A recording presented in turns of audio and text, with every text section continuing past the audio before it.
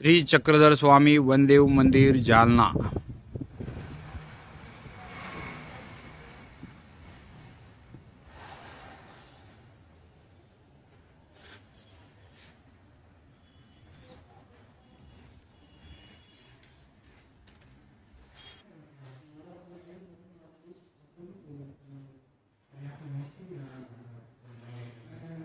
पूजा आरोगण स्थान। सर्वज्ञ श्री चक्रधर प्रभूंना येथे पूजा व आरोगणा झाली। मग त्यांनी येथेच विश्रांती घेतली। सायंकाळच्या वेळेस ते येथून राजमठाकडे गेले।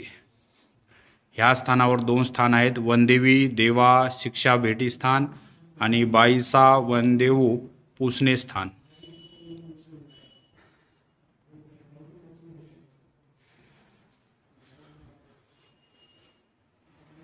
येथील लीळा बाईसी वनदेवू पुसणे।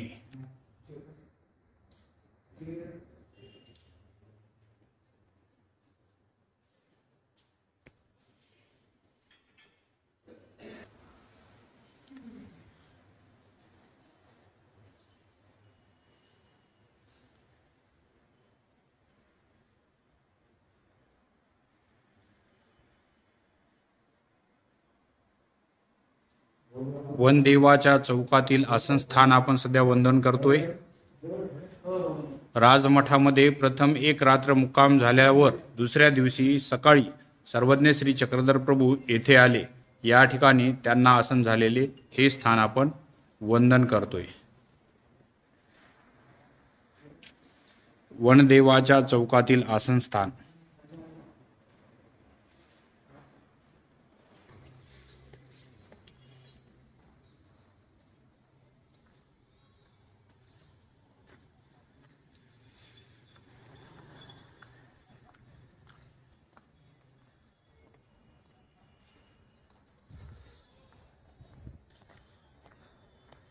दंडोत प्रणाम मंडळी। अशा तऱ्हेने आमचे स्थान वंदन करून झालेले आहे। श्री चक्रधर स्वामी मंदिर वनदेव। इथूनच पुढे नागाविहिरी हे स्थान आहे। ते स्थान आपण वंदन करण्यासाठी जाणार आहोत।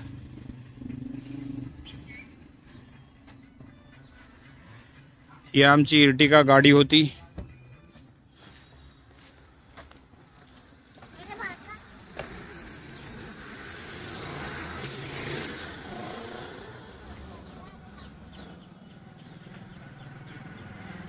विशाल देव नंदना दंडवत, मालनी कुमरा दंडवत। माझ्या स्वामीला माझा दंडवत, माझ्या स्वामीला माझा दंडवत।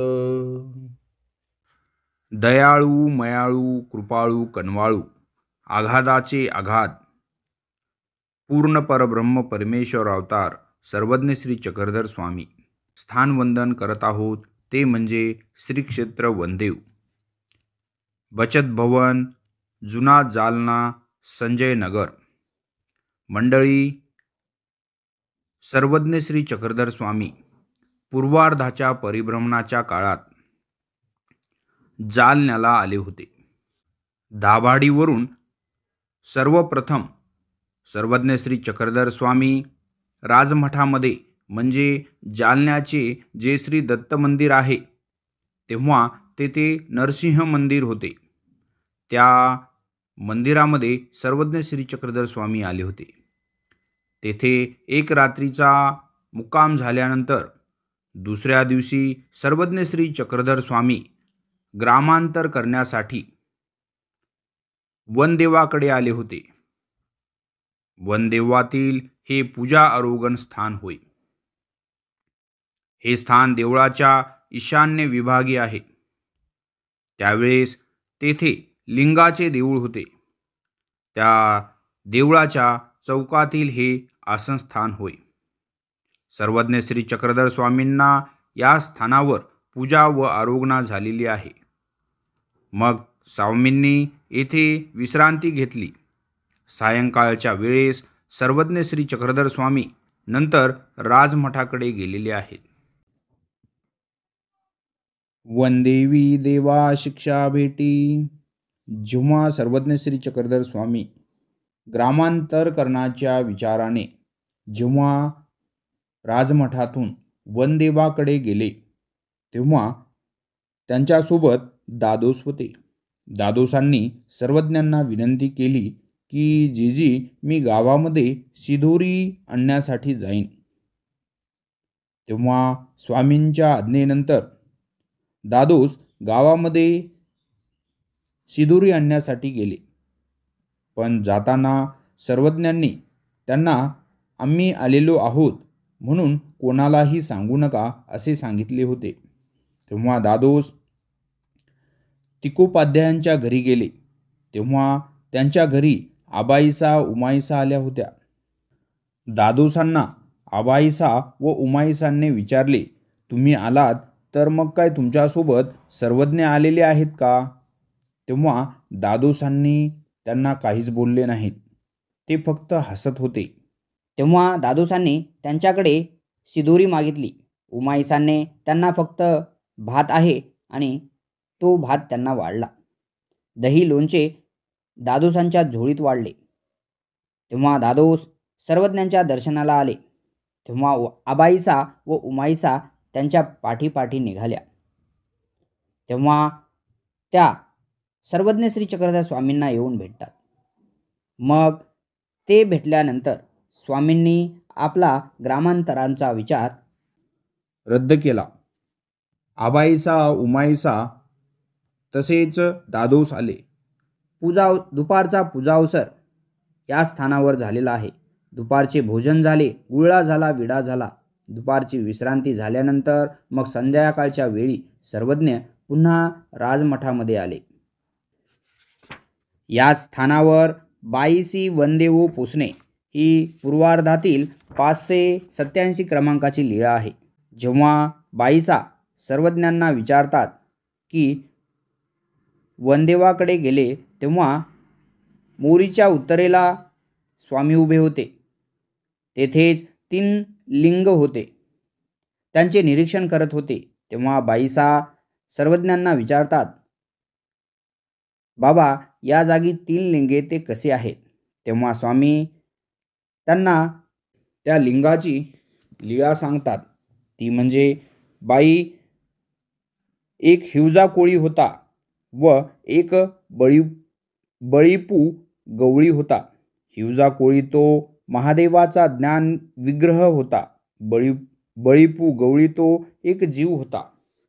दोघांची फार मैत्री होती.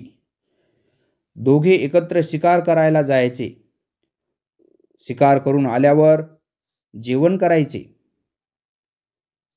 पण जेवण एकत्र करत नव्हते. वेगवेगळ्या आपल्या पात्रामध्ये जेवण करायचे. एके दिवशी बळीपाने, हिवजा, मी आज तुझ्याबरोबर एकाच ठिकाणी जेवणार आहे. तेव्हा हिवजा म्हणतो, माझ्याबरोबर तो कसा काय जेवणार? कारण मी कोळी आहे आणि तू गवळी आहेस. तरीसुद्धा मी तुझ्यासोबत जेवणार आहे. बळीपूचा आग्रह पाहून हिवजाने म्हटले, ठीक आहे, परंतु एक अट आहे. तू जर माझा शब्द मोडणार नसतील तरच मी तुझ्यासोबत जेवणार आहे. जर माझे ऐकले नाही तर मी मात्र जाईल. बळीपाने ते मान्य केले. मग एके दिवशी दोघे पण एका पात्रात जेवले. पुन्हा दुसऱ्या दिवशी शिकार करायला गेले. शिकार करून आले तेव्हा हिवजाने मांसाचे 3 भाग केले. कारण तेथे गुरुरूपाने पार्वती आली होती. हिवजा कोळ्याने मांसाचे 3 जे तुकडे केले होते ते 3 वाटले.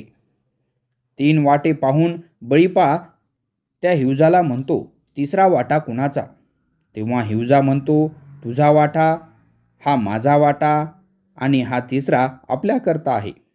तेव्हा बळीपा म्हणतो, हा तुझा, हा माझा, पण हा तिसरा आपल्याकरता म्हणजे कोणासाठी आहे?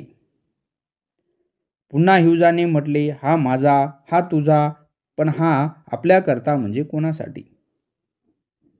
तेव्हा जा, कोळ्याची जात ती कोळ्याचीच जात, माशाचे लोभी असे म्हणताच हिवजा कोळी अदृश्य झाला. बळीपुला वियोग अवस्था प्रकट झाली. हिवजा कोळी पुन्हा पुन्हा आठवण करून म्हणतो, धडधाकट कोळीया असे म्हणून हाच हिवजा कोळी आहे असे समजून तो झाडांना कवटाळू लागतो. अशा त्याला 9 अवस्था प्रकट झाल्या. या 9 अवस्था प्रकट झाल्यामुळे त्याचे डोळ्याचे बुबुळं गरगर फिरू लागले. मरण यावे अशी त्याची अवस्था झाली. तेव्हा त्याला देवता प्रसन्न झाली. हिवजा कोळ्याने म्हटले, बळीपा हे काय? बळीपाने म्हटले, तू बोलणारा कोण आहे? तेव्हा आवाज आला, मी हिवजा कोळी. बळीपाने म्हटले, हो का? म्हणून बळीपाने त्याच्या गळ्यात मिठी मारली. देवता म्हणाली, बळीपा कोळ्या, माग मी तुझ्यावर प्रसन्न झाले. बळीपाने म्हटले, मी आणि तू असेच एकत्र नित्य असावे. तेव्हा त्या देवतेने तथास्तु म्हटले. म्हणूनच हे या तिघांचे 3 लिंग आहेत असे सर्वज्ञ श्री चक्रधर स्वामींनी त्यावेळेस या 3 लिंगाची लीळा येथे बाईसांना निरूपण केलेली आहे. बाई तो बळीपू गवळी जसा तसा भक्ती करणारा होता, परंतु बळीपाने जसे मागितले त्याचप्रमाणे ती जन्म मृत्यूच्या बंधनातून सोडवणारी देवता नाही. जन्म मृत्यूच्या बंधनातून सोडवणारे ते म्हणजे फक्त परमेश्वर अवतार. म्हणूनच आपण त्या देवतांना शरण न जाता परब्रह्म परमेश्वर अवतारांची पूजा अर्चना करावी आणि एक नित्य परमेश्वर सेवा करावी. मंडळी, अशी ही लीळा या वनदेव या स्थानाची आहे.